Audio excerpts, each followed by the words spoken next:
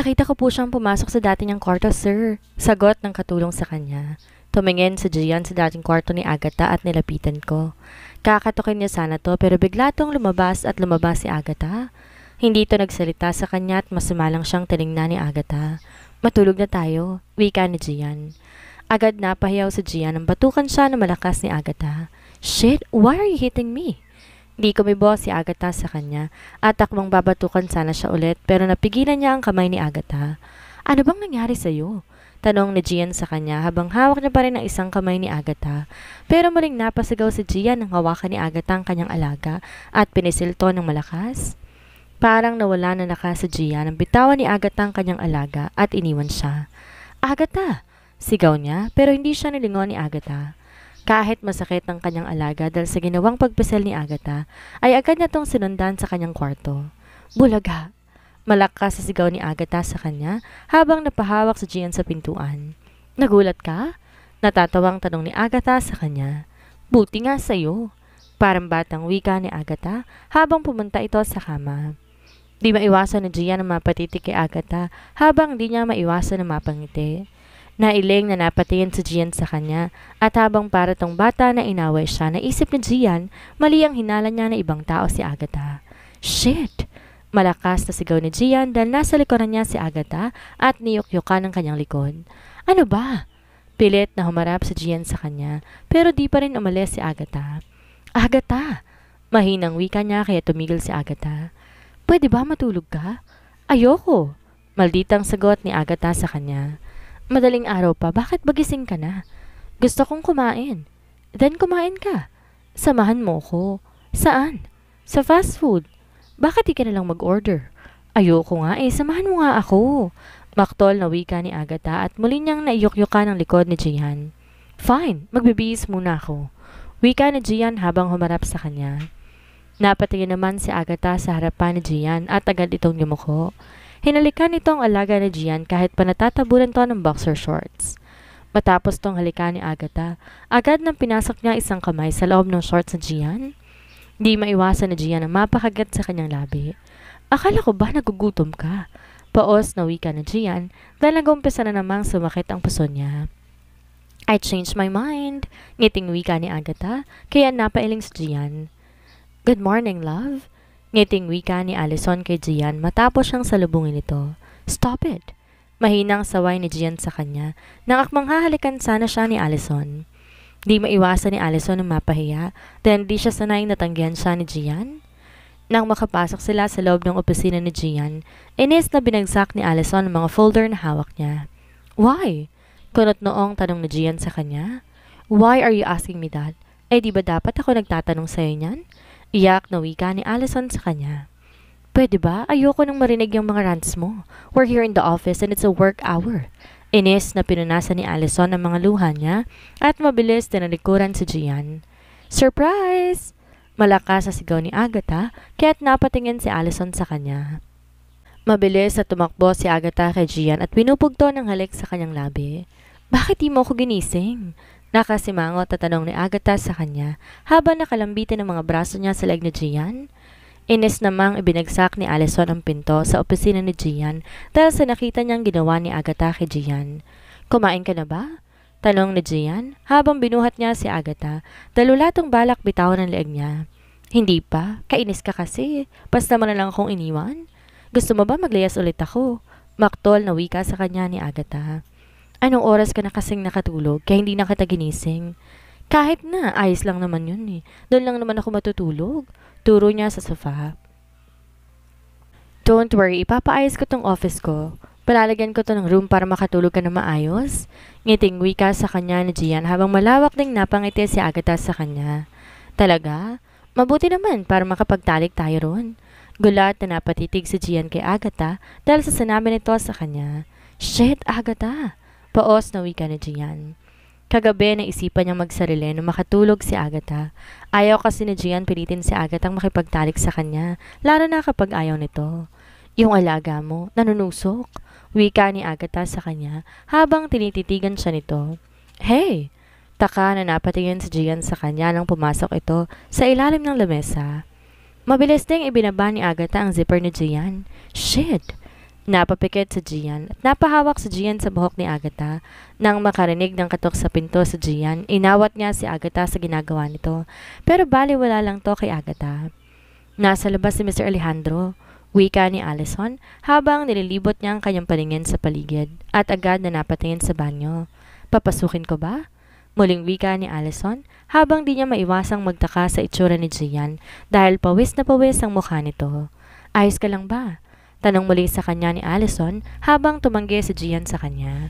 Masama bang pakiramdam mo? I'm fine. Mahinang sagot sa kanya ni Gian. Papasukin ko ba? Tanong ni Allison sa kanya habang napakagat si Gian sa labi niya. Later, wika ni Gian habang sininyas kay Allison na lumabas. Nang lumabas si Allison, muling hinawakan ni Gian ang buhok ni Agatha. I can't hold it. Wika ni Gian sa kanya at pinatayo siya. Masamang tiningnan ni Agatha si Gian. Bakit ba kasi? Kita mo namang di pa ako tapos sa pagkikis ko dyan eh. Galit na wika ni Agatha habang tinuro na isang kamay niya ang kahabaan ni Gian. Pinatalikod ni Gian si Agatha at hindi pinansin ang mga sinabi nito. Mabilis tinaas sa mahabang damit at gulat siyang napatingin sa ibaba niya dahil hindi pala ito nagsuot ng short or panty man lang. Gulat ka, no? Natatawang wika ni Agatha habang natatawa ito. Girl Scout to. Wala nang sinayang pang oras sa Gian at ilang saglit, sabay nilang narating ang rurok. Hingal na hingal si Gian na tumayo, kinuha ang tissue sa table niya.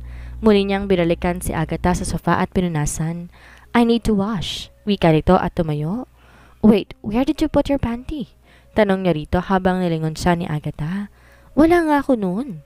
Di makapaniwala si Gian na napatingin kay Agatha habang pumasok to sa banyo. Shit! Mura niya habang mabilis na kinuha ang phone niya. Kailangan niyang mag-order ng damit at panty ni Agatha. Where are you going? Tanong niya na makitang lumabas si Agatha at dumiretso ito sa pinto. Mamamasyal. Bale walang wika nito. Kaya't mabilis siyang tumayo at nilapitan si Agatha. What? Aalis kang ganyan ang itsura mo? Mahina na wika ni Gian sa kanya habang kanyang mga matay nasa ibaba ni Agatha dahil alam niyang walang kahit anong saplot ito sa ibaba niyang bahagi maliban sa kanyang mahabang t-shirt.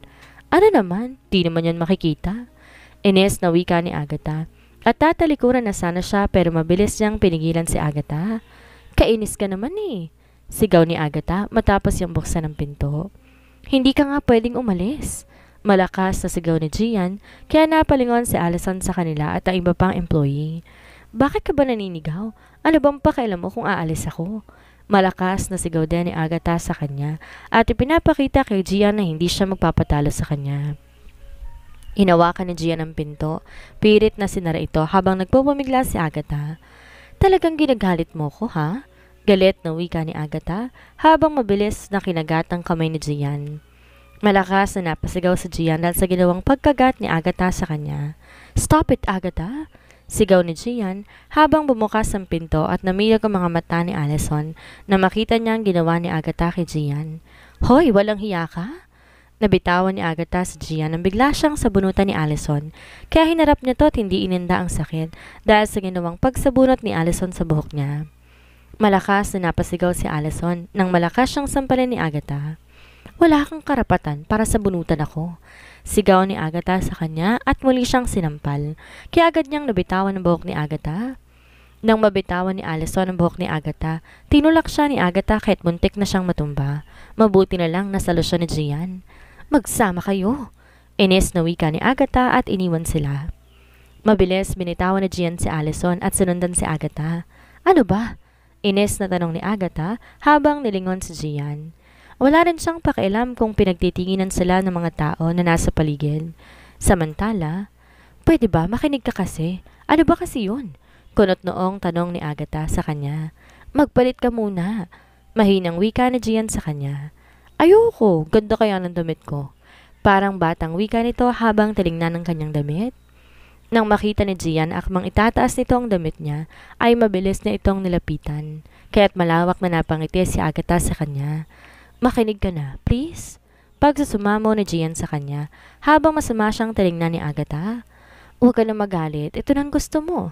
Malawak na napangiti si Agatha habang nakatingin sa cake na binili ni Gian sa kanya. Bakit di ka pa bumalik sa office mo? Tanong ni Agatha sa kanya, dahil simula kanina nakabuntot lang sa Gian sa kanya. Later. Kumunot ang noo ni Agatha habang panay ang ginawa niyang pagsubo ng cake. Bakit mo ba ako sinusundan? Hindi kita sinusundan. Anong tawag sa ginawa mong to? Sinamahan. Pinapasama ba kita? Ubusin mo na lang yung pagkain mo para makabalik na tayo sa office. Napansin ni Gian na natigilan si Agatha dahil sa sinabi niya. Ayoko munang bumalik doon. Napakunot ang noo ni Gian dahil sa sinabi niya. Why? Nakakainis kayo ng girlfriend mo? Irap na wika ni Agatha. Hey, are you jealous? Namilog ang mga mata ni Agatha at napahalakhak ito dahil sa sinabi ni Gian sa kanya. Ano nakakatawa? Takang tanong ni Gian sa kanya. Ano ba kasing pumasok sa isip mo at naitanong mo yan? Alam mo naman na never mangyayari yun. Naiiling na wika sa kanya ni Agatha. Matapos kumain ni Agatha, nagpa siya tong magpahatid sa kanya sa bahay. Nakahinga na maluwag si Gian dahil di na siya sasakit ang ulo, kakaisip kung saan na naman pupunta si Agatha. Hindi ka aalis? Tanong ni Agatha sa kanya habang tumango si Gian. Bakit? Muling tanong ni Agatha habang nagkibit balikat lang siya. Dito ka lang. Takang napalingon si Agatha sa kanya dahil sa sinabi niya. Kainis ka na. Singhal ni Agatha kaya natawa sa kanya si Gian habang tinanaw niya ito na pumasok sa banyo. Hindi niya maintindihan ang sarili niya kung bakit ayaw niya na mawala si Agatha sa kanyang paningin. Di rin kasi niya maiwasang matakot dahil baka bigla na naman magbago ang pakitungo ni Agatha sa kanya at ayaw niya sa pakiramdam na parang ibang tao minsan si Agatha. Gian! Malakas na sigaw ni Agatha habang nasa loob to ng banyo. Nabilis tumakbo si Gian, agad binuksan ang pinto nito. Why? Tanong niya habang nilapitan si Agatha. Tingnan mo! Turo niya sa kanyang harapan, kaya napatitig si Gian dito at agad na napalunok. Ano bang meron dyan? Tanong ni Gian sa kanya habang nagtataka. Namumula, sigaw ni Agatha. Bakit namumula? Kasi ang lakas mong bumuyo kanina. Muling sigaw ni Agatha sa kanya. Shit, lagyan mo na lang ng ointment. Lalong kumunot ang noo ni Agatha dahil sa sinabi ni Gian sa kanya. Ikaw nakaisip nun, kaya ikaw maglagay. Napahinga ng malalim si Gian habang tinungo ang kanilang medicine kit. Nang lalagyan na sana ni Gian ng ointment ang pearl ni Agatha, nakarinig sila ng katok sa pinto. Kaya naghugas si Gian ng kamay at lumabas ng banyo. Sir, nandito po si Sir Riva at Ma'am Allison. Wika ng katulong kaya kumunot ang noo ni Gian. Bakit? Tanong ni Agatha habang may suot na itong bathrobe. Riva and Allison are here. Sagot ni Gian habang tumango si Agatha sa kanya. Dude, sambit ni Riva, habang nakita nitong pababa si Gian sa hagdan. Why? Tanong ni Gian nang makababa ito. Anong why? Nakalimutan mo yatang may trabaho ka, na may sekretary kang naiwan doon na parang tanga naghihintay kung kailan ka babalik. Emosyonal na wika ni Allison sa kanya. Yun naman talagang trabaho mo, bakit nagrereklamo ka? Taas kilay na tanong ni Agatha sa kanya. Napahawak si Allison sa kanyang pisngi na maalala ang ginawa ni Agatha. We are here for work. Wika ni Riva kaya napatingin sa kanya si Agatha. Alam ko, may sinabi ba akong iba? Insultong sagot ni Agatha sa kanya kaya napatitig sa kanya si Riva. Ibang-iba kasi ang ugali nito nung nakasama niya to sa mall. Hayaan mo muna kami. Wika ni Gian kaya tumango si Agatha at nilapitan siya. Napakuyom ang kamuo ni Allison nang halikan ni Agatha sa harapan niya ang labi ni Gian. Bilisan mo, okay? May gagawin pa tayo. Malanding wika ni Agatha habang namula sa galit si Allison. Di mo man lang ba tatanungin kung maayos lang ba ako? Nilingon siya ni Gian matapos silang iwan ni Riva. I'm sorry pero may mahalaga akong ginawa. Mahalaga? So ibig mong sabihin mas mahalaga pa siya sa akin? Napahawak si Gian sa kanyang noo dahil sa tanong ni Allison. Kailangan ko yung gawin para sa atin? Nawala ang galit sa mukha ni Allison dahil sa kanyang narinig. Anong ibig mong sabihin? Kailangan na mahulog si Agatha sa akin para di maghinala ang mga magulang ko. Maghinala? Tumango si Gian sa kanya kaya napangiti si Allison. Kailangan ko siyang paniwalain na mahal ko siya para tuloy na ibigay sa akin ni Daddy ang kayamanan ng pamilya namin. Totoo ba yung sinasabi mo, love? Tumango si Gian sa kanya kaya agad niyakap ni Allison si Gian. Napakayom naman ang mga kamuo ni Agatha dahil sa narinig niya mula kay Gian. Ang hindi alam ni Agatha, nagsisinungaling si Gian kay Allison dahil ayaw niyang masaktan to ng husto. Si Agatha? Tanong ni Gian dahil hindi niya nakita si Agatha sa kwarto nila. Umalis, sir. Umalis? Sana naman siya pupunta? Hindi ko po alam, sir. Sagot ng katulong sa kanya. Hindi naman siya umalis, sir. Nasa pool area lang po siya. Wika na isang katulong. Ha? Pero nakita ko kasi si ma'am kanina eh. Masamang tiningnan ni Gian ang katulong dahil hindi nito nagustuhan ang sinabi nito sa kanya. Anong ginagawa mo rito? Tanong ni Agatha kay Riva nang mapansin na lumapit to sa kanya. Wala naman, pinuntaha. Ah! Malakas na napasigaw si Riva nang bigla siyang itulak ni Agatha sa swimming pool. What's happening? Tanong ni Gian na makarating to sa pool area. Gulat siyang napatingin kay Riva habang nasa pool ito. Naliligo ka? Tanong niya habang umahon ito. Why are you pushing me? Galit na tanong ni Riva kay Agatha kaya napatingin si Gian sa kanya. Akala ko maliligo ka. Ngiting wika ni Agatha sa kanya. Shit! Naitaas ni Riva ang kanyang kamay para sana saktan si Agatha pero mabilis na hawakan ni Agatha ang kamay niya at tinamaan ang gitna niya sa tuhod ni Agatha. Gulat na napatingin si Gian at Allison dahil sa ginawa ni Agatha kay Riva. Enough! Sigaw ni Gian habang nilapitan niya si Agatha. Akmang itutulak na naman sana nito si Riva sa pool kaya mabilis siyang pinigilan ni Gian. Ano bang nangyari sa'yo? Bakit mo siya sinasaktan? Tanong ni Gian habang hinawakan ang braso niya. Di naman makapaniwala si Riva na gagawin to sa kanya ni Agatha. Ang akala niya kaibigan ng tingin ni Agatha sa kanya matapos itong samahan sa mall at padalhan siya nito ng pagkain. Bakit ba kasi niya ako sinusundan? Galit na wika ni Agatha. Namilog ang mga mata ni Riva dahil sa kanyang narinig. Di niya akalaing malaman ni Agatha ang ginawa niyang pagsunod sa kanya. I'm sorry. Hinging tawad ni Riva habang namimilipit pa rin siya sa sakit.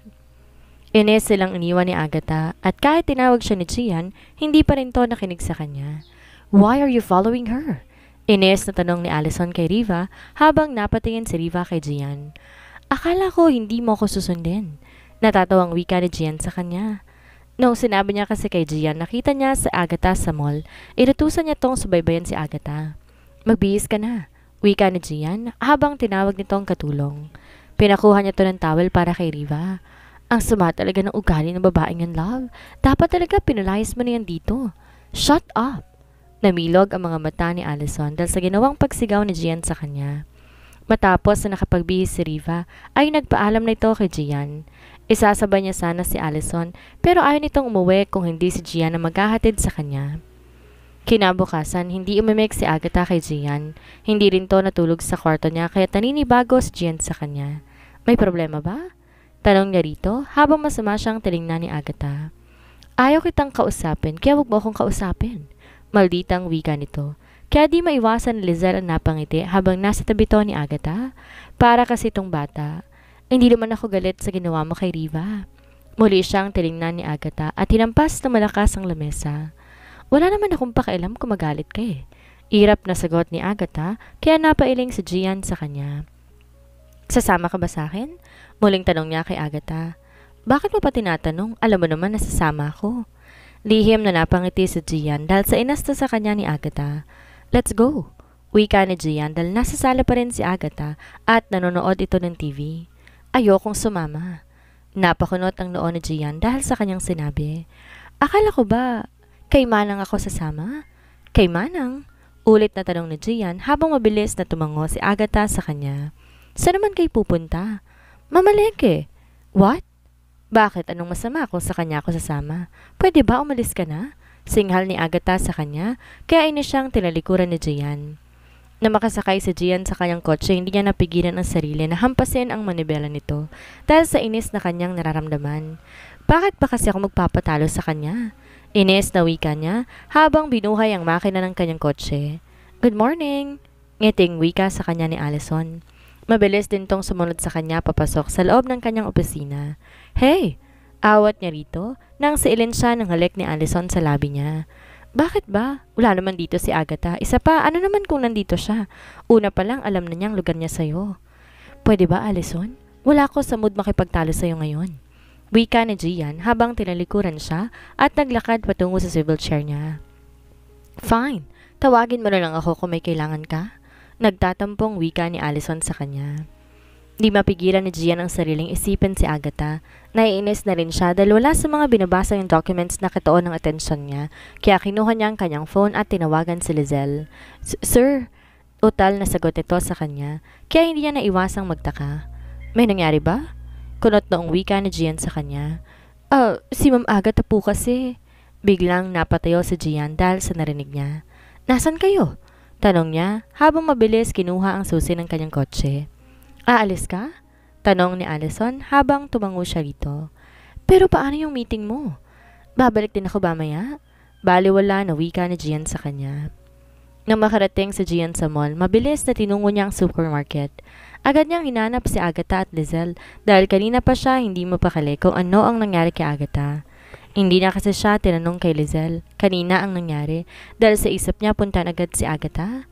Sir Gian, tawag ni Lizelle, kaya mabilis siyang nilapitan ni Gian. Anong nangyari? Napatingin si Gian sa tinuro ni Lizelle at nakita si Agatha ang nakikipagtalo sa isang guard. Ano nangyari dito? Tanong niya kay Agatha, kaya napatingin si Agatha sa kanya. Mabutit nandito ka. Mabilis na kumapit si Agatha sa braso ni Gian at itinuro niya ang guard. Kasi ang sama ng ugali niya eh.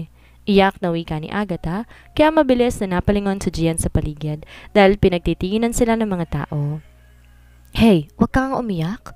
Mahinang wika ni Gian sa kanya, kaya't masama siyang tinignan ni Agatha.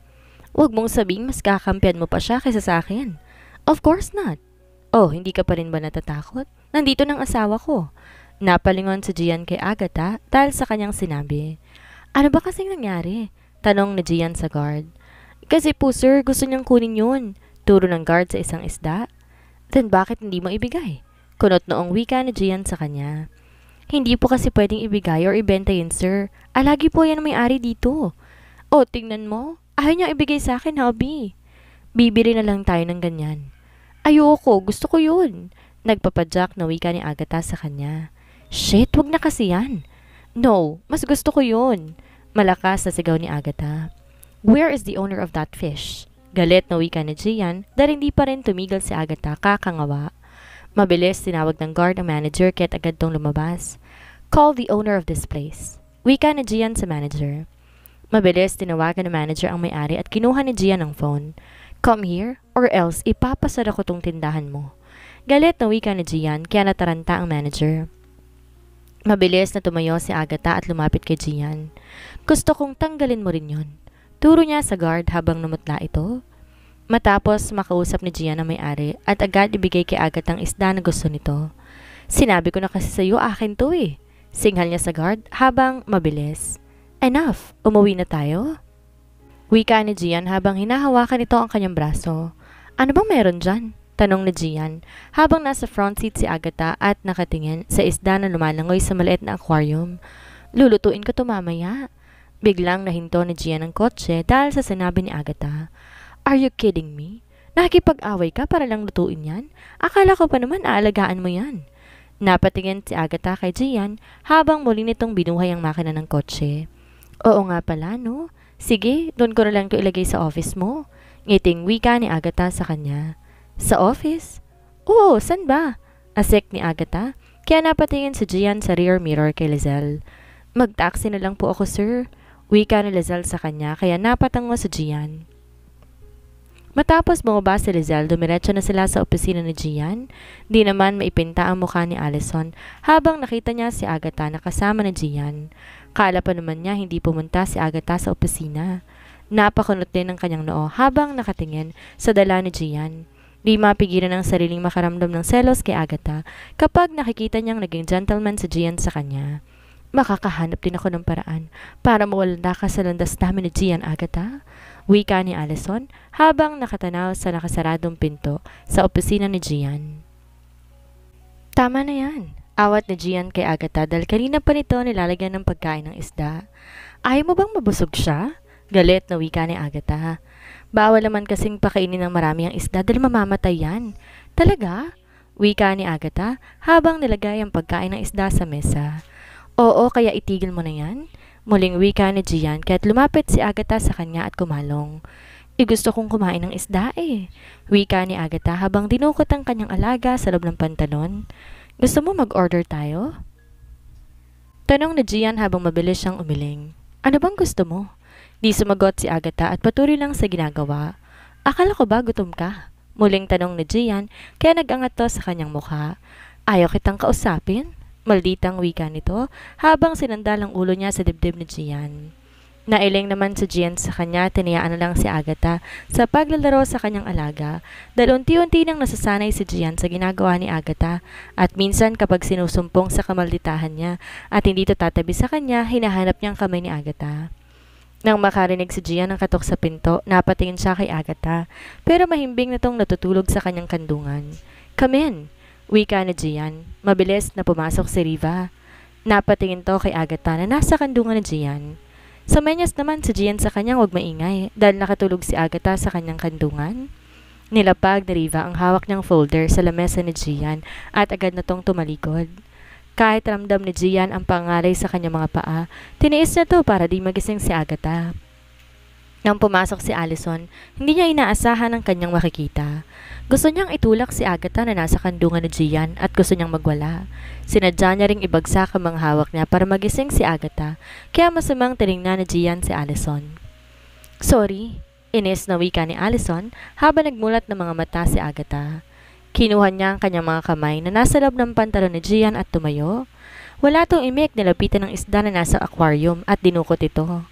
Malakas na napasigaw si Allison habang nagtatalon ito dahil inihagis ni Agatha ang isda sa kanya. "Walang hiya ka?"